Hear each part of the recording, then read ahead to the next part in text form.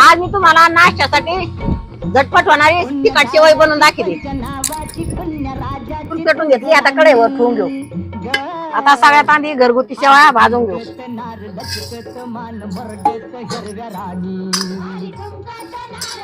गरम झाली, आता एक उघड तेल टाकून घेऊ.